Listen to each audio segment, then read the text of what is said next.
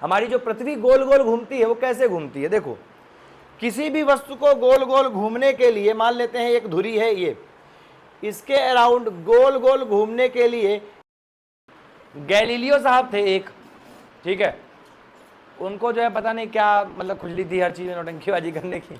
उन्होंने पंख लिया और लोहे की गेंद ली और वहां टावर ऑफ पिसान पे चढ़ गए।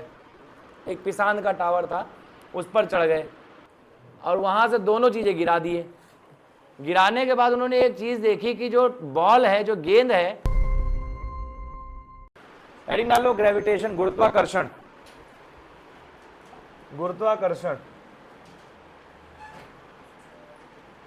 गुरुत्वाकर्षण। यार देखो, ग्रेविटी की जब बात होती है या गुरुत्वाकर्षण की बात होती है, क्या होता है गुरुत्वाकर्षण भाई साहब? सुना है कभी इससे पहले? क्या होता है? अच्छा, केवल पृथ्वी? मतलब तुम किसी को आकर्षित नहीं करते या हम किसी को आकर्षित नहीं करते? तब किन्हीं भी दो बॉडीज में, किन्हीं भी दो वस्तुओं के बीच में लगने वाला आकर्षण बल किसी भी प्रकार का, ठीक है, किसी भी प्रकार की बॉडी, जरूरी नहीं कि पृथ्वी और सूरज के बीच में लगे या पृथ्वी और मंगल के बीच में लगे, किन्हीं दो बॉडीज के बीच में लगने वाला जो बल होता है वो आपका क्या हो जाता है? वो ग्रेविटेशनल फोर्स हो जाता है, यानी कि गुरुत्वाकर्षण बल हो जाता है। देखिए, गुरुत्वाकर्षण बल का मतलब ये है कि हमारे तुम्हारे बीच में भी एक आकर्षण बल लग रहा है, बस फर्क इतना है कि हम खिंचे नहीं चले आ रहे कि चिपक जाए आके फट से, ठीक है। वो क्यों होता है? क्योंकि जो आपका गुरुत्वाकर्षण बल है वो कई चीज़ों पे डिपेंड करता है और उनके हिसाब से जो हमारा और तुम्हारा मास है वो बहुत कम मात्रा में है, उसकी जो मात्रा है वो बहुत कम है।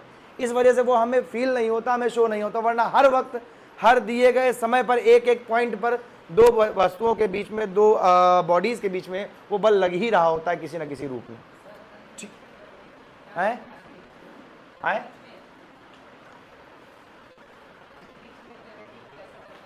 ग्रेविटी यार गए नहीं जाएंगे, बताएंगे। ग्रेविटी नहीं बताएंगे, ग्रेविटी अलग चीज है। देखो, ग्रेविटी अलग चीज है। जो आप ग्रेविटी पूछ रहे हो, अरे सही पूछ रहा है वो कि अंतरिक्ष में ग्रेविटी कैसे लगेगी, कितनी लगेगी। ग्रेविटी अलग चीज है, गुरुत्वाकर्षण अलग चीज है, दोनों में फर्क है, ठीक है। गुरुत्वाकर्षण जो होता है वो बल होता है जो दो वस्तुओं के बीच में लगता है। जैसे मान लीजिए ये मोबाइल और ये टैब रखा हुआ पास में, इन दोनों में भी आपस में कोई बल लग रहा होगा, कोई आकर्षण बल लग रहा होगा, बस वो आपस में खिंचाव नहीं दिखा रहे। अब ये जो गुरुत्वाकर्षण बल होता है ये कुछ चीजों पर निर्भर करता है। जैसे मान लीजिए ये F है, फोर्स है, तो ये डायरेक्टली प्रोपोर्शनल होता है आपके मास m1 m2 के साथ, और इनवर्सली प्रोपोर्शनल होता है r स्क्वायर, यानी कि इन दोनों के बीच की दूरी, इन दोनों के केंद्र से एक दूसरे के बीच की दूरी जो होती है वो गुरुत्वाकर्षण बल को दर्शाती है। यहां पर दो चीजें ध्यान रखिएगा, अगर एक बॉडी ये है और एक बॉडी ये है, इन दोनों के सेंटर से जो लगेगी अट्रैक्शन फोर्स वो एक दूसरे पर लग रही होती है, और ये पूरी दूरी को हम r के अंदर कंसीडर करते हैं, ये पूरी दूरी को, यानी कि सेंटर से सेंटर में लगने वाली जो दूरी होती है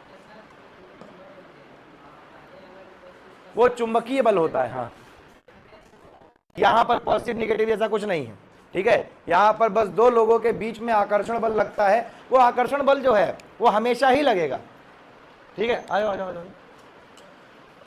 ठीक, अब ये जो आकर्षण बल है ये कुछ चीजों पर निर्भर करता है। इसमें सबसे पहला आपका होता है m1 m2, यानी कि दोनों बॉडीज के मास पर निर्भर करता है कि दोनों बॉडीज का मास कितना होगा, ठीक है। दोनों बॉडीज का मास कितना होगा उस पर निर्भर करता है। फिर ये r स्क्वायर, यानी कि जो डिस्टेंस है, सेंटर से सेंटर तक की जो डिस्टेंस है उसका जो स्क्वायर होगा उस पर डिपेंड करेगा। अब क्योंकि ये डायरेक्टली और इनवर्सली प्रोपोर्शनल है दोनों चीजों के, तो इसको हमें अगर इक्वल टू में कन्वर्ट करना है, इक्वल टू में बदलना है, तो क्या करना होगा? अगर ये जो समानुपाती और व्युत्क्रमानुपाती जो साइन है इसको बदल के इक्वल टू में लाना है, बराबर के साइन में लाना, तो क्या करना होगा?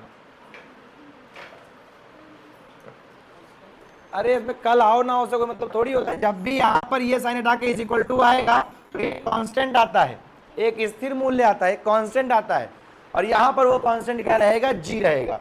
तो g m1 m2 upon r square बराबर फोर्स हो जाता है, यानी फोर्स बराबर g m1 m2 upon r square हो जाता है। ये आपकी है गुरुत्वाकर्षण बल की वैल्यू, ठीक। अब गुरुत्वाकर्षण बल हम दोनों को फील क्यों नहीं हो रहा, हमारा इनका क्यों फील नहीं हो रहा? क्यों? क्योंकि जो ये g है इसकी वैल्यू होती है कितनी, किसी को पता है?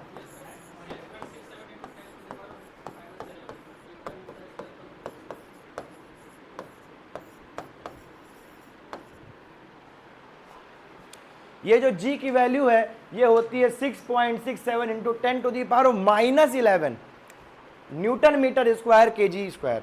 मतलब यहां पर -11 की वैल्यू होती है, इतनी छोटी होती है, इतनी छोटी होती है कि 10 टू दी पावर -11। अब इसमें ये बताओ 40 किलो के अविरल और 30 किलो के राहुल आपस में क्या फोर्स लगाएंगे? वो माइनस में वैल्यू, ठीक है, यानी कि 0.000000000067 इस तरह से। अगर यहीं पर पृथ्वी रख दो, अब पृथ्वी का आपका आ जाएगा 5.97 इंटू 10 टू द पावर 24। तो अब ये वैल्यू पॉजिटिव हो जाएगी, अब ये बल जो है फील होगा, अब ये बल पता चलेगा कि हाँ दो लोगों के बीच में वो बल लग रहा है, वो बल जो है कार्य कर रहा है।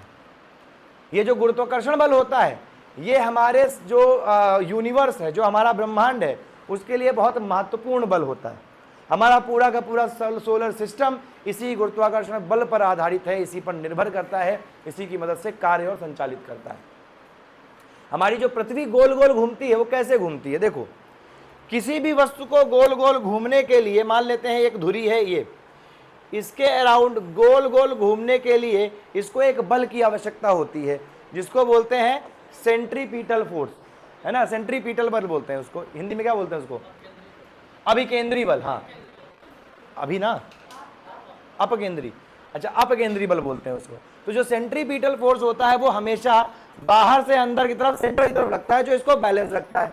अब होता क्या है ये, जैसे मान लीजिए कि कोई बॉडी हमेशा स्ट्रेट लाइन में मूव करना चाहती है, लेकिन ये इसको खींच के मोड़ देता है, फिर यहाँ पर आया तो यहाँ पर स्ट्रेट लाइन में मूव करना चाहता है, फिर मोड़ दिया, फिर यहाँ पर आया फिर मोड़ दिया, फिर यहाँ पर आया फिर मोड़ दिया। यानी कि ये जो आपका सेंट्रीपिटल फोर्स है ये इसको मोड़ के चला के रखने में मदद कर रहा होता है और इसको एक धुरी के आधार पर घूमने में मदद कर रहा होता है। उसी प्रकार से जब सूरज यहाँ पर है और पृथ्वी इसके अराउंड घूम रही है, तो यहाँ पर जो आपकी पृथ्वी होती है उस पर भी कोई सेंट्रीपिटल फोर्स लग रहा होगा, लेकिन वो सेंट्रीपिटल फोर्स या अपकेंद्री बल आएगा कहाँ से, उसको लाओगे कहाँ से? तो वो बल लाया जाता है ग्रेविटेशनल फोर्स की मदद से। यानी जो गुरुत्वाकर्षण बल होता है वही क्या करता है, अपने आप को अभिकेंद्री बल में बदल लेता है और उसको, पृथ्वी को वहां पर उस सूरज के इधर उधर चारों तरफ घूमने में सहायक होता है, उसकी मदद कर रहा होता है। ये होता है अपकेंद्री बल और गुरुत्वाकर्षण बल का सिद्धांत। समझ में आ रहा है? मतलब गुरुत्वाकर्षण बल के अंतर्गत आपको ये सारी चीजें यहाँ पर जाननी और समझनी होती है। क्लियर है? कोई दिक्कत? ठीक है। अच्छा, ये सिर्फ और सिर्फ ऐसा नहीं कि पृथ्वी और सूरज के बीच में लग रहा है, पृथ्वी और चंद्रमा के बीच में भी लग रहा होता है और वो इसके आसपास घूम रहा होता है। यानी कि हर वो जो चीज जो हमारे सौरमंडल में घूम रही है वो इसी की मदद से और इसी के सहारे घूम रही होती है। याद है? क्लियर है? चलो थोड़ा सा लिख लेते हैं फिर आगे बढ़ते हैं। है जी, हेडिंग है गुरुत्वाकर्षण। भूल गई इतनी जल्दी? गुरुत्वाकर्षण हेडिंग है, लिख लिया? ठीक है, लिखो। खा लिया जो खा रही थी? नहीं खाया? अरे तो खाओ ना, फुर्सत से, कोई टेंशन थोड़ी है, हम मांग थोड़ी लेंगे। नहीं खाओ। लिखिए, लिखिएगा, गुरुत्वाकर्षण बल वह बल होता है, गुरुत्वाकर्षण बल वह बल होता है। यार ये चल तो रहा नहीं है, इसको फिर बजाया क्यों जा रहा है? गुरुत्वाकर्षण बल वह बल होता है, सुनाई दे रहा है? जो किसी भी दो वस्तुओं के बीच लगता है, जो किन्हीं भी दो वस्तुओं के बीच लगता है। गुरुत्वाकर्षण के नियम के अनुसार दो पिंडों के बीच गुरुत्वाकर्षण बल, दो पिंडों के बीच गुरुत्वाकर्षण बल उनके द्रव्यमानों के गुणनफल, उनके द्रव्यमानों के गुणनफल का समानुपाती एवं उनके बीच की दूरी का व्युत्क्रमानुपाती होता है। व्युत क्रमानुपाती होता है। ये बना के छाप लो, एफ व्युत क्रमानुपाती, इनवर्सली प्रोपोर्शनल। छूट गया क्या? कहाँ? पूरा?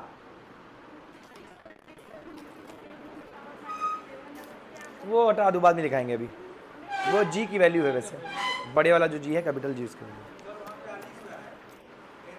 Are square.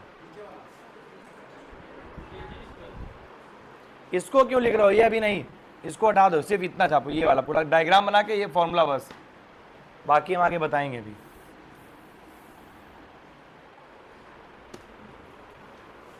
जहां जी का मान, अब ये लिख लो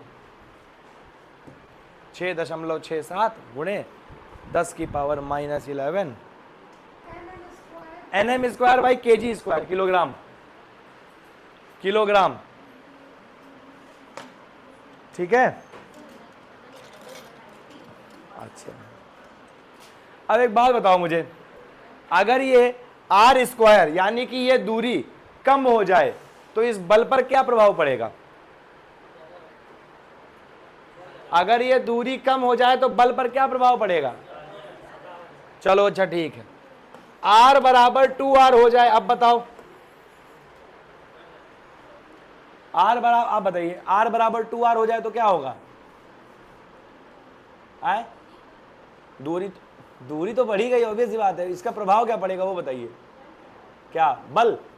अच्छा, आप कह रही हैं बढ़ जाएगा, तो F बराबर बाकी सब कांस्टेंट मान ले, 1/r स्क्वायर और 2r स्क्वायर 4r स्क्वायर बराबर F। तो मुझे तो लग रहा है 1/4 हो जाएगा, है? घटना चाहिए, जब दूरी बढ़ रही है तो बल तो घटेगा ना भाई। और अगर यहीं पर दूरी आधी हो जाए तो बल कितना हो जाएगा? 4 गुना हो जाएगा। दूरी अगर 3 गुना हो जाए तो बल 1/6 हो जाएगा, सॉरी 1/9 हो जाएगा। और अगर दूरी कम हो जाए, r/3 हो जाए, तो 9 गुना बल बढ़ जाएगा। ये कॉन्सेप्ट सिंपल सा होता है। ठीक है, समझ में आया? नहीं आया? अरे दूरी में भाई फॉर्मूले में खाली r की वैल्यू तो बढ़ाई है, r की जगह 2r कर दो, स्क्वायर हो जाएगा तो 4r स्क्वायर आ गया। r स्क्वायर पहले ही था, यानी कि जो बल पहले लग रहा था उसका 1/4 लग रहा है अब। ठीक है, वहीं जब यहाँ पर आएंगे तब क्या हो रहा है? तो यहाँ पर अलग तरीके से बिहेव कर रहा है। यहाँ पर जो हमने कह दिया कि भाई आपका r/2 हो जाएगा, तो r/2 का मतलब r/4 हो जाएगा, तो 4 ऊपर चला जाएगा, तो आपका वो 4 गुना बल लगने लग जाएगा। ये कहने का मतलब है यहाँ पर। ठीक है, नहीं समझे? जरा 1 मिनट, अब तुम लोग शांत रहना, जरा ये बताओ, आप लोग निकाल के बताओ, अगर जो हमारा बल है, जो दूरी है, वो दूरी अगर 6 गुना हो जाए तो कितना बल बढ़ जाएगा? बताओ, ढूंढो, बताओ। हाँ, दूरी 6 गुना हो जाए तो बल कितना बढ़ जाएगा? क्या होगा? बल घटेगा। अच्छा, ये भी सही बात है, 1/36 गुना कम हो जाएगा, यानी जितना बल पहले लग रहा है उसको 36 से डिवाइड कर दो, उतना बचेगा। और अगर उसको बटे में 6 कर देंगे तो 36 गुना बढ़ जाएगा। जितनी दूरी कम उतना बल ज्यादा, जितनी दूरी ज्यादा उतना बल कम, बस इतना ही सिंपल से रखना है। ठीक है, और अगर मैं क्वेश्चन पूछता नहीं कितना बढ़ेगा तब क्या बोलोगे? मैं कहता नहीं बढ़ेगा ही, अब बताओ क्या बोलोगे? अगर मैं कहूं कि दूरी जो है वो आपकी 6 गुना हो गई तो बल बढ़ेगा कितना? मतलब मैं अड़ा हुआ हूं, मैं जिद पे रहा हूं कि नहीं मुझे बताओ कि कितना बढ़ेगा, तब क्या बताओगे? -36, -36 बोल दो बस, हम भी खुश तुम भी खुश, लेकिन बल माइनस में लगता नहीं है। ठीक है, तो इसीलिए जो है मैं गलत हो जाऊंगा। जैसे मतलब मैं बता रहा हूँ कि अगर कोई कहे कि नहीं कितना ही बढ़ेगा तो माइनस में 36 बढ़ेगा, जो बढ़ा लो तो माइनस में 36, अब क्योंकि वो माइनस में हो नहीं सकती वैल्यू। ठीक है, तो जब दूरी बढ़ती है तो बल क्या होता है? कम होता है ना? जब दूरी r/6 वाले को, अरे यार सिंपल सी चीज है, F बराबर Gm1m2/r² है, बाकी सब तो सेम है, खाली r ही तो घट बढ़ रहा है। तो यहां पर हम ऐसे मान लेते ये सही तो है नहीं, बाकी सब तो कांस्टेंट हटा लेते हैं, क्या दिक्कत है। यहां पे आ गए f inversely proportional to r बढ़ के कितना हो गया है,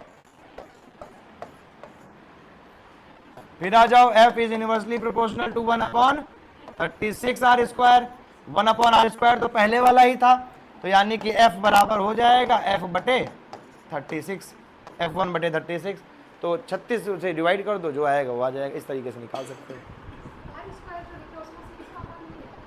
मान नहीं रखा हमने कुछ, हमने सिर्फ सिंपल तो ये निकाला कि बदलाव कितना आएगा, मान हमें पता ही नहीं दूरी कितनी है, हम तो सिर्फ ये अंदाजा लगा रहे हैं कि कितना फर्क आएगा, उसको तो फर्क पता कर लिया हमने बस। ठीक है, और बताओ कहाँ दिक्कत, पक्का 8 गुने में क्या हो जाएगा, 64 क्या कम हो जाएगा कि ज्यादा हो जाएगा, 64 गुना कम हो जाएगा, 1/64 हो जाएगा, 1/64 हो गया। समझ में आ गया, पक्का, ठीक, चलो आगे बढ़ते हैं। अब लिख लीजिएगा गुरुत्वाकर्षण के नियम का महत्व। खाली फॉर्मूला पहले वाला लिख देना बस, ये आर बढ़ाओ घटाओ थोड़ी पूछेगा वहां पे। लिखिएगा गुरुत्वाकर्षण के नियम का महत्व। पहला लिखिएगा इस नियम से पृथ्वी के सूर्य को, अच्छा लिख लीजिए, पृथ्वी के चारों ओर, इस नियम से पृथ्वी के चारों ओर चंद्रमा की गति और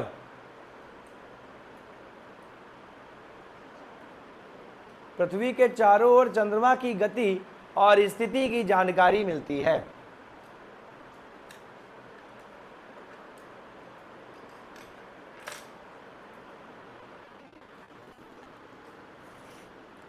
दूसरा पॉइंट लिखिएगा इस नियम से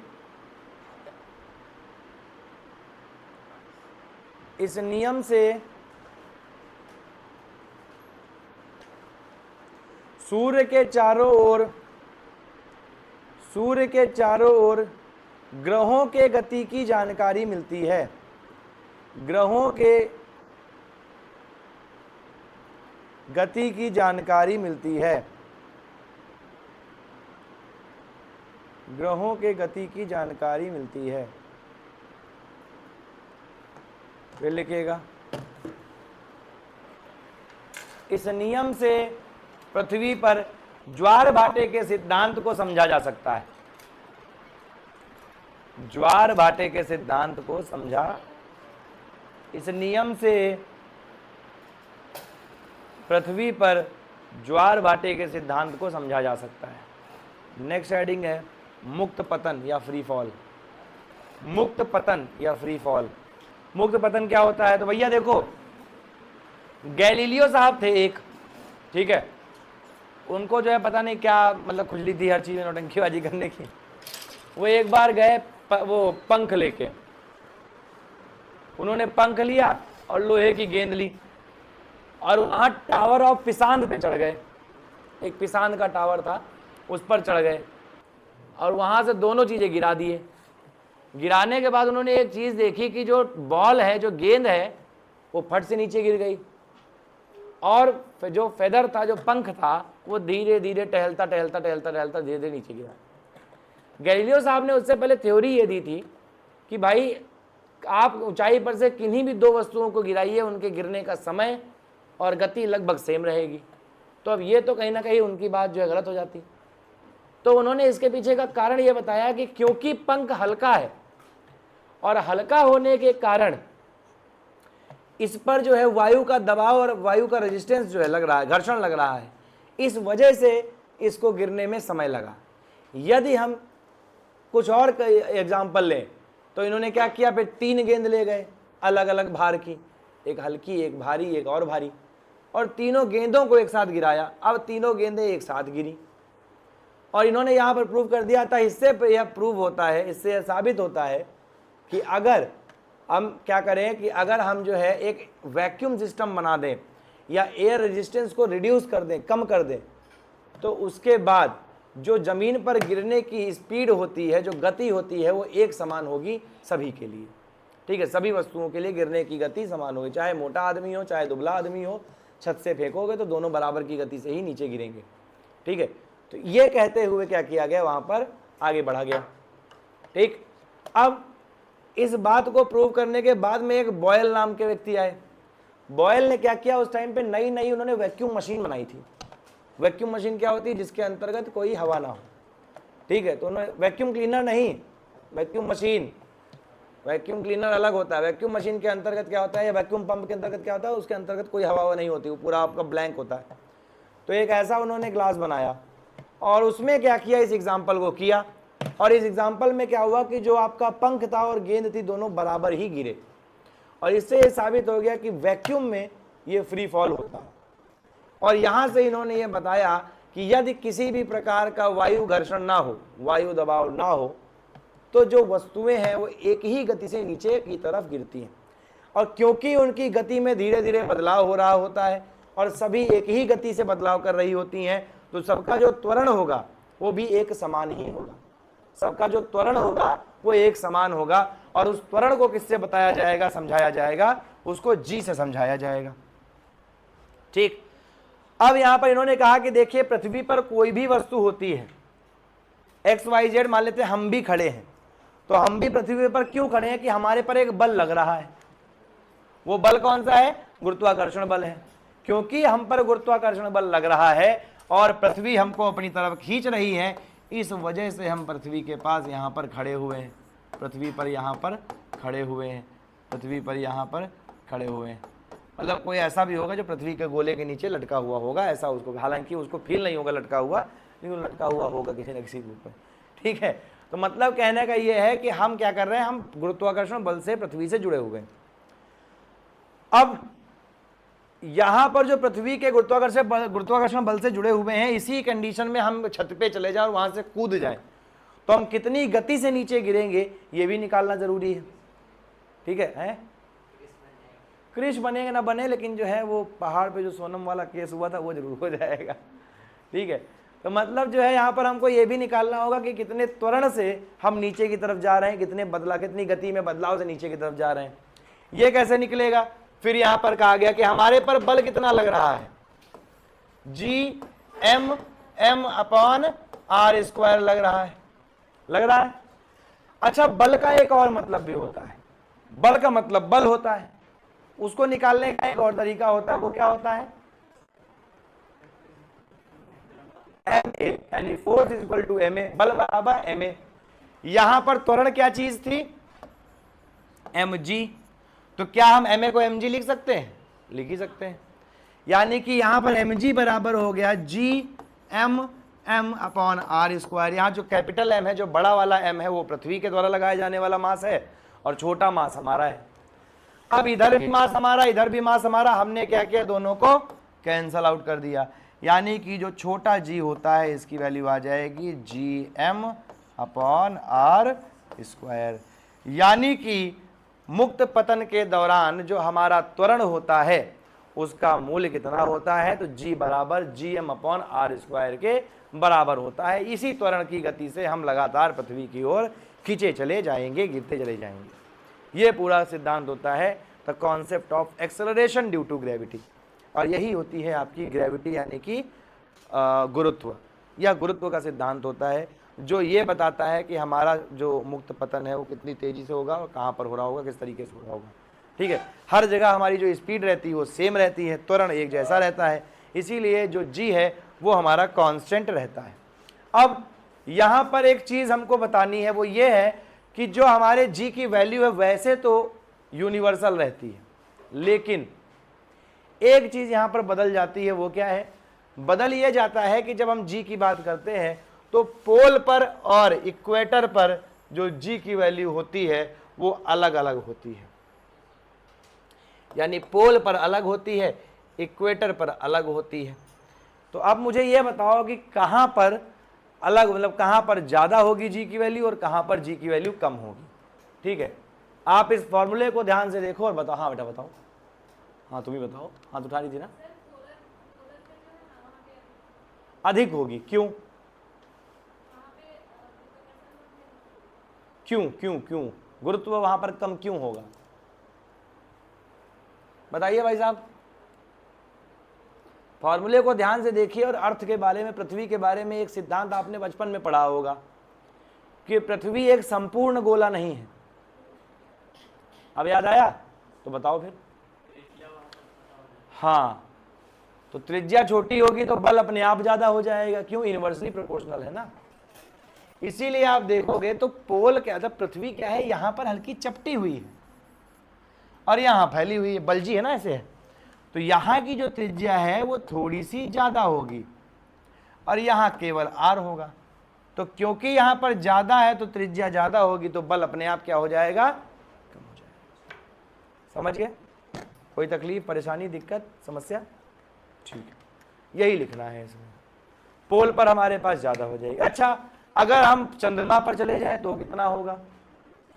तो चंद्रमा पर चले जाए तो वैसे तो आपको कैलकुलेट करवाता मैं, अगर आप फिजिक्स की क्लास या नीट जेई की तैयारी कर रहे होते, लेकिन उसका कोई सेंस तो बनता नहीं। तो ये रट लीजिए कि चंद्रमा पर जो गुरुत्व होता है वो 1/6 हो जाता है, यानी 1/6 हो जाता है। क्यों? क्योंकि यहाँ पर जो GM में जो बड़ा वाला m है उसकी जो वैल्यू है वो 1/6 हो जाती है। ठीक है, तो उसी से आप रिप्लेस कर दो m/6 करके, तो जो टोटल वैल्यू आ रही है उसको 6 से विभाजित कर दोगे, वही आ जाएगा। ठीक है, 1/6। और इसी से यहां पर एक कॉन्सेप्ट आता है, वो आता है वेट का। जब हम वेट नापने जाते हैं तो वेट में हमारी शरीर द्वारा धरती पर लगाए जाने वाले बल की जांच की जाती है। जैसे मैं आपसे पूछूं कि आपका वेट कितना है, तो आप वेट नापोगे मशीन से, तो मशीन आपके द्वारा धरती पर लगाए जा रहे बल की जानकारी देता है। तो बल का फॉर्मूला क्या होता है? Mass into acceleration. लेकिन यहां पर वेट भी क्या लगा रहा है? बल लगा रहा है। और बल क्यों लगा रहा है? क्योंकि जी लग रहा है, इसीलिए W बराबर mg हो जाता है। यानी कि हमारा वेट जी पर निर्भर करता है। ग्रेविटी ज्यादा होगी, हमारा वेट ज्यादा दिखेगा, ग्रेविटी कम होगी, हमारा वेट कम दिखेगा। यानी अगर चंद्रमा पर हम चले जाएं तो हमारा वेट कितना हो जाएगा? कितना हो जाएगा? कम में 1/6 बस। ठीक है, ये हमारा होता है वेट। लेकिन जो हमारी मशीन जो हमें दिखाती है वो हमारा मास होता है। क्यों? और क्या होगा? और क्या होगा? mg/a, mg/a। अगर mg/a कर दोगे तो a और g तो कट गया। एरिया तो आप फोर्स अपॉन एरिया करके तो प्रेशर कर दोगे ना, प्रेशर निकाला है। प्रेशर, भार अलग चीज है, प्रेशर अलग चीज है। भार है आपके द्वारा पृथ्वी पर लगाया जाने वाला बल, और प्रेशर होता है आपके द्वारा लगाया जाने वाला दबाव, वो पर यूनिट एरिया के हिसाब से आता है।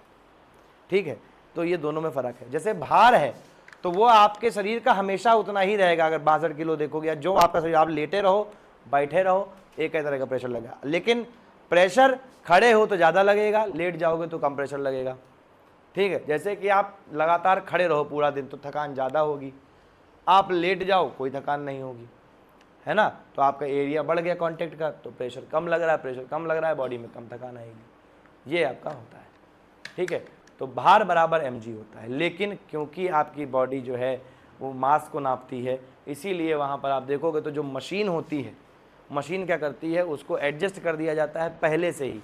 ये मान करके पृथ्वी पर 9.8 की जी की वैल्यू लग रही होगी, इसीलिए जो मशीन आपको दिखाती है वो आपका मास होता है, लेकिन नापती है वो आपका वेट होता है। मशीन जो है नापती आपका वेट है, लेकिन दिखाती वो आपका मास है कि एक्चुअल में आपकी बॉडी में मास कितना है। ठीक है, ये पूरा खेल हो जाता है। Is it clear? ठीक है, तो अब लिख लेते हैं इसको।